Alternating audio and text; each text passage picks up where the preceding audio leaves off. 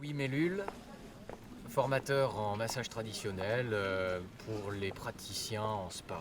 Voilà, et directeur de l'association Bordeaux Tao et de l'école de Chin et Tsang, de massage du ventre. Donc ce matin-là, on a assisté à un atelier. Est-ce que vous pouvez me décrire qu'est-ce qui se passe pendant cet atelier qui dure, je crois, 1 heure, hein?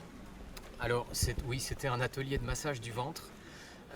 C'est un atelier qui permet aux gens d'avoir un peu plus conscience de ce qui est là, voilà, dans le ventre, et par le toucher, euh, de favoriser la circulation, de favoriser la digestion, et puis mieux encore, voilà, d'apaiser, de détoxifier, voilà, d'aider, hein. Donc c'était un atelier qui donnait des outils pratiques pour une pratique quotidienne d'automassage du ventre. D'accord. Est-ce que vous pouvez me dire un peu plus concrètement qu'est-ce que vous leur avez montré? Parce qu'1 heure, j'imagine, c'est court. Oui, alors concrètement, c'était déjà localiser les organes, donc le foie à droite, la rate, le pancréas à gauche, le côlon, c'est quoi son trajet, l'intestin grêle, et puis surtout de dire que c'est simple de toucher.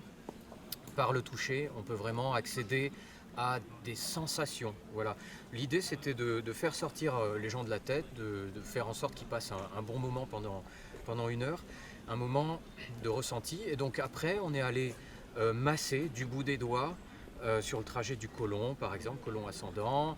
On est allé masser, faire comme des pattes de chat, vous voyez, sur l'intestin grêle, parce que bah, tout ça, c'est 3 repas par jour, par semaine. Enfin bon, voilà, la mécanique, elle a besoin d'attention. On la cajole. Donc voilà, c'était ça. C'était une succession de mouvements pour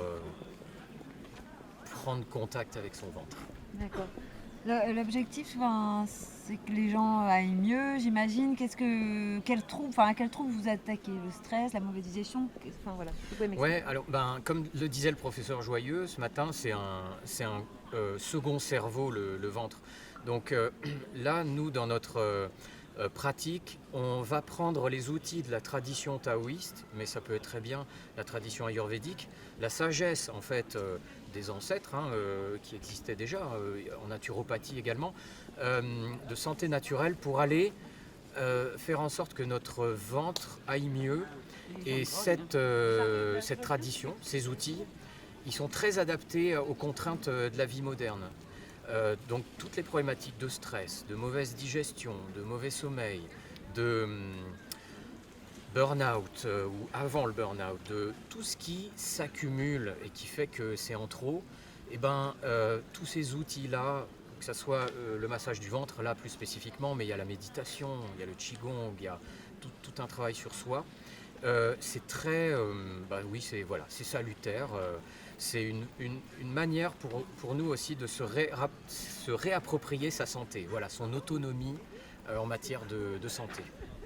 Donc là, le public vous rencontre dans un cadre un peu particulier, le congrès. Sinon, qu'est-ce que vous faites en dehors, ou est-ce qu'on peut venir assister à vos cours? Est-ce que vous pouvez nous en parler? Alors nous, on vient de Bordeaux, on a des formations en massage du ventre, donc on forme des praticiens et praticiennes en Chin et Tsang. On a des retraites également qu'on organise dans la région Aquitaine. On a des collègues et un réseau à Paris aussi, on aimerait que ça se développe. Et on a un site aussi en ligne avec des ressources en ligne, des vidéos, des audios. Par exemple, toute la séance d'automassage là, on va la distribuer, enfin la donner aux personnes qui viennent sur le site. Voilà, il y aura une plateforme pour la télécharger gratuitement. Et donc l'idée, voilà, c'est de transmettre et de dire aux gens, n'ayez pas peur, prenez soin de votre santé, et ça passe par des gestes simples. Et la nutrition, mais aussi vraiment ne nous laissons pas déborder par toutes ces contraintes extérieures. Il y a vraiment, on n'est pas tout seul, voilà, on a des outils. Et on a une sagesse millénaire, hein. En France, en Occident, euh, en Asie aussi. Enfin voilà, il faut revivifier ce terreau, quoi. Voilà, il faut cultiver ce qui va bien en nous. Est-ce que vous ressentez que les gens sont de plus en plus demandeurs de ce type d'activité ou de méthode qui les aide à aller mieux facilement, on va dire?